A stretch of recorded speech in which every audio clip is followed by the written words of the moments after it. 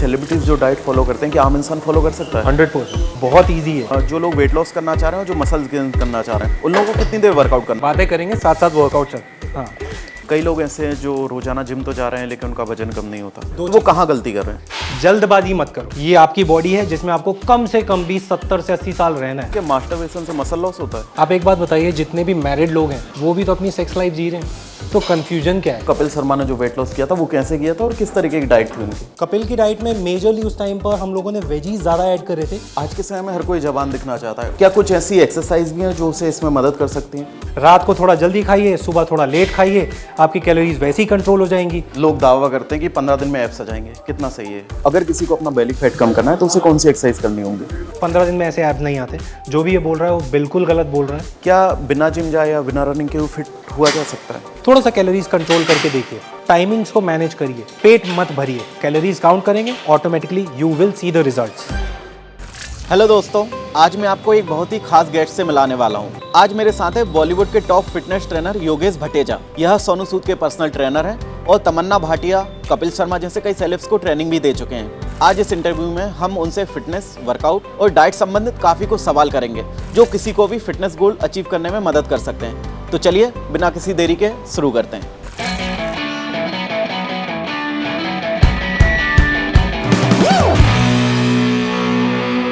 योगेश, आप celebrity trainer बने कैसे? सो मृदुल, 2013 में मेरे एक फ्रेंड हैं जो कि मुंबई में प्लेस थे and he was training very good actors like some of the known names. तो उनका एक जिम था लोखंड वाला में, तो उन्होंने मेरे से रिक्वेस्ट किया कि अगर मैं आकर उनका जिम संभाल सकूं। मैंने चांस ले लिया, मैं वहाँ चला गया। फर्स्ट टाइम मैं वहाँ गया तो मुझे सबसे पहले इंट्रोड्यूस किया गया मिस्टर सोनू सूद से। मैंने उनसे साफ कहा कि मुझे 15 दिन चाहिए और वहाँ से सेलिब्रिटी ट्रेनर टैग की शुरुआत हुई। मेरा फर्स्ट प्रोजेक्ट था आर राजकुमार, जिसमें अगर आपने देखा हो शाहिद कपूर बोलता है सोनू सर की बॉडी देख के, भैया जी ऐसा बॉडी बनाने में कितना टाइम लगेगा। सोनू साहब ने मुझे इंट्रोड्यूस किया हर इंसान से जो भी उनके आसपास था। कपिल से मेरा इंट्रोडक्शन उन्होंने कराया। फराह खान जो डायरेक्टर थे हैप्पी न्यू ईयर के, उनसे मुझे इंट्रोड्यूस कराया। और फिर वहाँ से जो मैंने काम किया विद गॉड्स ग्रेस, जो ट्रांसफॉर्मेशन दुनिया को दिखी, वहाँ से फिर ये जर्नी स्टार्ट हो गई। अक्सर लोगों के मन में ये सवाल होता है कि मैं सेलिब्रिटी जैसी बॉडी कैसे बनाऊं या उनके जैसे फिट कैसे हो सकता हूं? तो कैसा रहता है मृदुल, इन लोगों को ये पता है कि इनके पास कोई और ऑप्शन है नहीं। इनको अगर वर्कआउट करना है तो करना है, इनको ये करेक्ट, जो इनके लिए करेक्ट डाइट है वो लेनी है तो लेनी है, बिकॉज इनको स्क्रीन पर आना है। वहाँ इतना सा भी वेट गेन हुआ इतना ज़्यादा दिखता है बिकॉज स्क्रीन बहुत बड़ी है। वो कहते हैं ना, मरता क्या ना करता, ये वो वाला केस है। तो ये लोग कर लेते हैं। बाकी लोगों को अगर देखा जाए, जो भी जनरल पॉपुलेशन है, उनका कैसा होता है, चल यार कल से कर लेंगे, थोड़ा सा खा लेते हैं। इनके पास वो ऑप्शन नहीं है। सिर्फ फर्क वहां आ जाता है और ये फर्क रोज ऐड हो के इतना बड़ा बन जाता है कि वो लगते हैं हीरो हीरोइन और नॉर्मल इंसान लगता है नॉर्मल इंसान। सर मुझे ये बताइए कि सेलिब्रिटीज जो डाइट फॉलो करते हैं, क्या आम इंसान फॉलो कर सकता है? 100% बहुत ईजी है। सिर्फ आपको अपने कैलोरीज पर ध्यान देना है और वो कैलोरीज जब आप ध्यान दे रहे हैं तो उसमें अपना protein intake, carb intake, fats, साथ में फाइबर्स, इनको बैलेंस करिए, खत्म।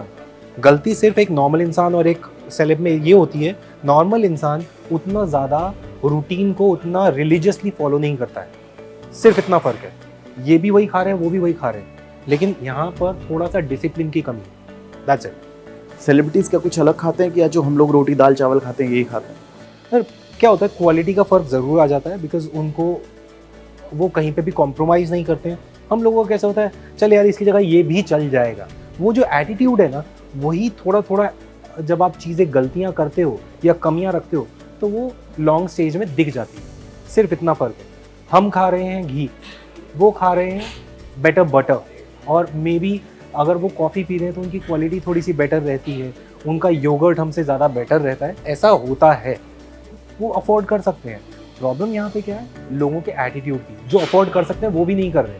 तो सेलिब्रिटीज का वर्कआउट कुछ अलग होता है या जो आम इंसान वर्कआउट करता है या वही वर्कआउट होता है? फ़र्क होता है इसलिए क्योंकि उनके साथ में हम जैसे प्रोफेशनल्स जुड़े हुए हैं जो कि ऑब्जर्व कर रहे हैं आज इनका एनर्जी लेवल क्या है, इनका मूड कैसा है, इनका स्ट्रेस कैसा है, ये रात को कितना सोए हैं, इन्होंने कितना खाया है। तो इनके आज की इनकी state, physical, mental, emotional state के हिसाब से इनको कितना वर्कआउट कराना है वो हम ऑन द स्पॉट क्रिएट करते हैं, जो कि एक नॉर्मल इंसान की लाइफ में नहीं है। हम योगा करा देते हैं, हम स्ट्रेचेस करा देते हैं कि उनका कॉर्टिसोल लेवल नीचे आ जाए। ये इस टाइप के बेनिफिट्स तो नो डाउट रहते हैं, बिकॉज हम जैसे प्रोफेशनल वहाँ पर हैं।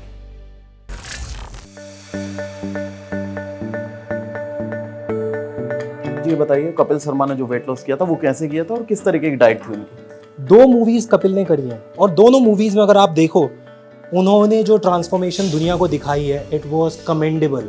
कपिल की डाइट में मेजरली उस टाइम पर हम लोगों ने वेजीज ज़्यादा ऐड कर रहे थे और वर्कआउट हमारा ऑलमोस्ट 2 घंटे का वर्कआउट रहता था, जो कि हम किसी भी वजह से कैंसिल नहीं करते थे, जिसमें हमने इवन हाइड्रो वर्कआउट्स भी ऐड किए थे, क्योंकि उनको ना वाटर में वर्कआउट करना बहुत अच्छा लगता है। वेट ट्रेनिंग थोड़ा हर किसी का इंटरेस्ट नहीं होता है, बट उन्होंने किया।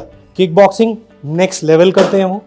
और रही डाइट की बात, हम लोगों ने फ्रूट्स भी दिए, बिकॉज मुझे उनकी स्किन पर भी वर्क करना था। हम लोगों ने उनकी डाइट में फ़िश ऐड किया, सैलड्स बहुत ज़्यादा ऐड किए, बॉइल्ड फूड पर वो आ गए, जो कि बहुत ज़्यादा बेनिफिट किया। तमन्ना भाटिया जब मुंबई में होती हैं तब आपसे ही ट्रेनिंग लेती हैं, तो उनकी ग्लोइंग स्किन है, जेनेटिक्स के अलावा वर्कआउट डाइट उनकी क्या है जो उनको इतनी ग्लोइंग होने में मदद करती है? यार सबसे ज़्यादा ना आज की डेट में मुझे लगता है सबसे ज़्यादा ज़रूरी है आपका माइंडसेट। अगर आप स्ट्रेस्ड हो, मैं कह रहा हूँ आप दुनिया की बेस्ट जो भी दवाइयाँ हैं, जो कोलेजन है, ग्लूटाथियोन है, विटामिन सी सिरम्स हैं, जो भी है वो सब लगा लो, तब भी आपको वो फर्क नहीं दिखेगा। डाइट का बहुत ज़्यादा ध्यान रखती हैं एंड हार्ड वर्कर हैं लाइक एनीवन। बहुत ही एक्स्ट्राऑर्डिनरी फीमेल है, बहुत अच्छी एक्ट्रेस हैं, बहुत अच्छी इंसान है। आज के समय में हर कोई जवान दिखना चाहता है, क्या कुछ ऐसी एक्सरसाइज भी हैं जो उसे इसमें मदद कर सकती हैं? एक्सरसाइज ही है जो इसमें मदद कर सकती है। आप अच्छा खाइए और एक्सरसाइज करिए, आपके ब्लड वेसल्स हेल्थी रहेंगे, आपके सिस्टम्स ऑप्टिमम लेवल पे काम करेंगे, आपको वही रिजल्ट मिलेगा जो इन सब लोगों को मिलता है। और डाइट कैसी होना चाहिए एक आम इंसान की जो जिम नहीं जा रहा है या वर्कआउट नहीं कर रहा है? देखिए, अगर आप जिम नहीं जा रहे हैं तो सबसे पहले तो आप ये समझ लीजिए आपको उतने खाने की ज़रूरत नहीं है जितना कि जनरली बोला जाता है। अपना BMR टेस्ट कराइए, उतनी ही कैलोरी अगर आप काउंट कर सकते हैं तो उतनी खाइए। गलती कर देते हैं तो उसके अगली वाली मील को आप स्किप कर दीजिए। रात को थोड़ा जल्दी खाइए, सुबह थोड़ा लेट खाइए, आपकी कैलोरीज वैसे ही कंट्रोल हो जाएंगी। फैट्स और कार्ब्स को थोड़ा कंट्रोल करिए, प्रोटीन पे ध्यान दीजिए। बीइंग इंडियन, हम लोग कार्ब रिच डाइट ज़्यादा खाते हैं। सुबह उठते ही हमें पराठे चाहिए या दाल चावल चाहिए जो रात का बचा हुआ है, मोस्टली यही प्रैक्टिस हो रहा है। उसको थोड़ा सा चेंज करिए, start having omelette, boiled egg, कुछ इस टाइप की चीज़ें खाइए, सो दैट आपकी लाइफ थोड़ा सा हेल्दी हो जाए और आप थोड़ा लाइट फील करें।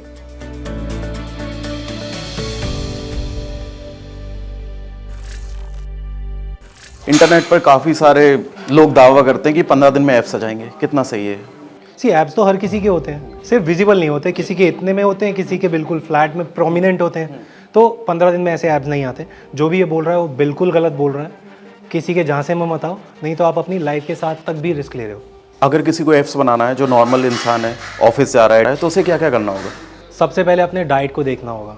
वर्कआउट आप कम ज़्यादा कर सकते हो, जहाँ डाइट ज़्यादा हो जाती है वहाँ पर ऑटोमेटिकली आपके रिजल्ट्स कॉम्प्रोमाइज़ हो जाते हैं।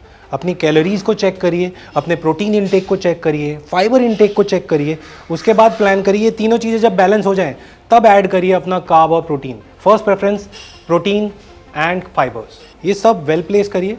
न्यूट्रिशनली डेंस डाइट लीजिए, you are done and sorted. जल्दबाजी मत करो। ये आपकी बॉडी है जिसमें आपको कम से कम भी 70 से 80 साल रहना है, ठीक है ना। तो 15 दिन में बॉडी बनाकर बनेगी नहीं बनेगी यही पता नहीं, लेकिन ये ज़रूर पता है कि नुकसान ज़रूर हो जाएगा। क्या एब्स के वर्कआउट करने से एब्स बनते हैं? कोई भी मसल जो आप ट्रेन कर रहे हो वो टोन अप होता है, वो ज़्यादा बेटर शेप लेता है, लेकिन सिर्फ एब्स मारने से एब्स नहीं बनते हैं। एब्स बनते हैं किचन में।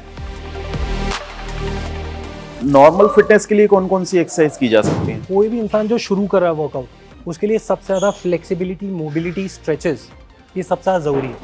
आज की डेट में हमने मूव करना बंद कर दिया है। आप याद करो लास्ट टाइम आपने कब ये हेड रोटेशंस किए थे? कोई नहीं करता है। अगर आपके पास टाइम नहीं है तो भी 15 मिनट लगते हैं पूरी बॉडी को मूव करने में। वो करना सबसे ज़्यादा ज़रूरी है for a normal human being. 30 से 40 उम्र के लोग हैं, वो किस तरीके की एक्सरसाइज अपने रूटीन में शामिल कर सकते हैं? 30 से 40 कुछ भी ऐसा नहीं है कि आप कोई चीज़ करें या ना करें। अगर आप बिगिनर हैं, जैसा कि मैंने कहा, मोबिलिटी और फ्लेक्सिबिलिटी एक्सरसाइजेज ज़रूरी है। Joint mobility and muscle flexibility ये बहुत ज़रूरी है। उसके बाद आती है आपकी सबसे मेजर जो प्रॉब्लम है, वो है आपकी lower back. Lower back exercises like glute bridge, like plank for your core, like side plank, again core area, सबसे ज़्यादा जो ये पार्ट है इसका ध्यान रखना ज़रूरी है। क्या बिना जिम जाए या बिना रनिंग के फिट हुआ जा सकता है? बिल्कुल फिट हुआ जा सकता है। मेजरली आपको हर मसल को रेजिस्टेंस ट्रेनिंग ज़रूर करवानी है। व्हेन आई से रेजिस्टेंस ट्रेनिंग, कैसा भी एक एक्सटर्नल प्रेशर आपके मसल पर जिसको आप पुश कर रहे हैं या पुल कर रहे हैं and creating a tension in your muscle. Workout और टेस्टोस्टेरोन का क्या संबंध है? टेस्टोस्टेरोन हमारी लाइफ में पूरा का पूरा ग्रोथ ग्राफ मैनेज करता है। आपकी वेयर एंड टेयर में सबसे मेजर पार्ट टेस्टोस्टेरोन का है। अगर वो डिप्लीट हो रहा है, अगर वो ड्रॉप हो रहा है, जवानी और बुढ़ापे में फ़र्क क्या है? टेस्टोस्टेरोन। क्यों कहते हैं 30 ईयर्स के बाद आपका टेस्टोस्टेरोन ड्रॉप होता है और उसके बाद आप कहते हैं कि इंसान थोड़ा बूढ़ा हो रहा है? क्यों? Because of the testosterone.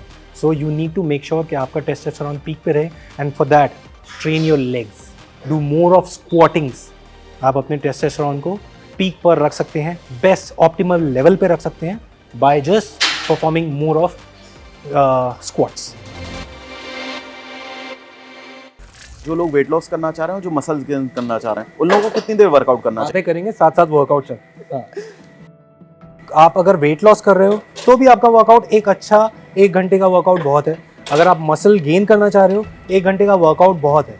Majorly फ़र्क कहाँ आता है? आपका रेप रेंज में, आपका सेट रेंज में और आपके जो रूटीन है उसमें मेजरली आप क्या कर रहे हैं। व्हेन इट कम्स टू, जब आपकी बात आती है मसल गेन की, मेजरली स्पेसिफिक मसल्स को ट्रेन करना ज़्यादा बेटर रहता है in comparison of fat loss, जिसमें हम कंपाउंड मूवमेंट देते हैं like burpees, like deadlifts, like kettlebell swings, snatches, thrusters, बहुत सारी ऐसी एक्सरसाइजेज देते हैं जिसमें आपके मल्टीपल मसल एक बारी में ट्रिगर हो रहे हैं।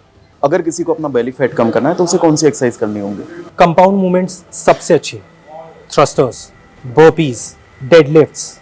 एक आखिरी सवाल और है कि जो लोग 50 साल के हो चुके हैं या 60 साल के हो चुके हैं, 70 साल के हो चुके हैं, लेकिन वो लोग जिम नहीं जा सकते, वो लोग किस तरीके से अपनी हेल्थ को मेंटेन कर सकते हैं या स्वस्थ रह सकते हैं? देखिए, सबसे पहले उनका सोना बहुत ज़रूरी है। कोशिश करिए 7 से 8 घंटे सोएं। पानी, वाटर इनटेक बहुत ज़रूरी है। लिमिटेड मूवमेंट है, एटलीस्ट 2 लीटर पानी तो फिर भी पीना है।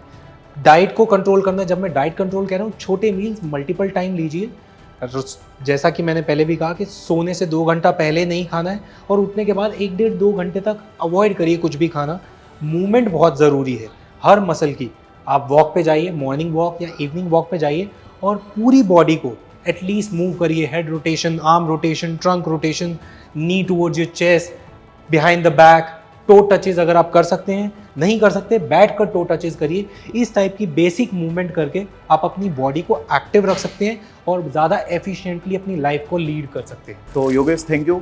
आपने काफ़ी अच्छी जानकारी दी डाइट वर्कआउट के बारे में, जो भी आपने बताया। उम्मीद है बिल्कुल कि हमारे जो दर्शक हैं उनको बिल्कुल काफ़ी पसंद आएगा। आज तक .in से जुड़ने के लिए धन्यवाद। My pleasure.